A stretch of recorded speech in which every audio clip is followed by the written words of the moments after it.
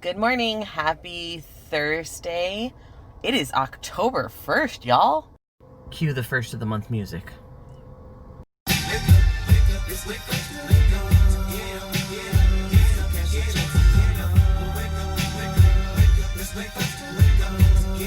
Anywho, I was teetering on whether or not to continue to do these little morning blurbs, as I call them.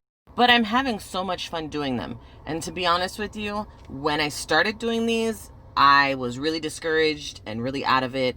But now that I'm doing them, I think I've been more encouraged than I've ever been. And I think I still need that. So I'm still going to do them. So real quick, some of you might have known that we got a puppy. We were blessed with a puppy from some friends of ours. And unfortunately, we had to surrender the puppy to the Humane Society. To be honest with you, it did really suck because we really wanted to keep him. He was so cute and so sweet, and the girls wanted another puppy, and we wanted to get it, and we wanted to raise it, and all this wonderful stuff that comes with a puppy. But quickly we realized, probably within 2 days of having him, something was wrong. He seemed lethargic. He'd slept a lot. He wasn't really playful like a puppy usually is. So we called the vet.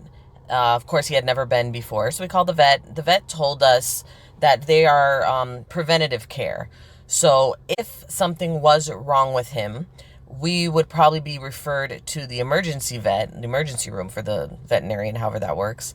And it would have probably been extremely expensive. And although we really, really, really wanted to keep the puppy, right now at this point in time, we just couldn't afford to give him the care that he needs. And with that being said, we made the really tough decision to go to the Humane Society. We got to the Humane Society. We let them know like what was wrong with him, his symptoms and things like that. They were afraid that it could have been parvovirus. It's basically a very deadly virus for a dog. I'm sorry if I'm saying the name wrong. You guys can look it up. But it's very contagious to other dogs too. So unfortunately, if they found out that he had that, they would have had to put him down. But then again, they also said it could be something like hookworms. And hookworms eat holes through the dog's stomach and cause them to bleed out internally. Now, obviously, we didn't want anything to be wrong with him, but we didn't want him to have the first virus for sure, because we knew that if he had that, they would put him down. And whoever wants to ever see or hear of a dog being put down because of that. So we surrendered him, and we prayed, and we hoped that God let it be the lesser of the two.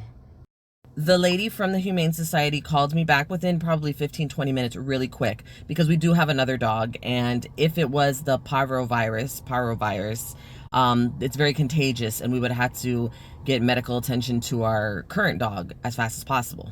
So when she called us back, she told me, listen, he is going to have a long road to recovery. However, he has hookworms.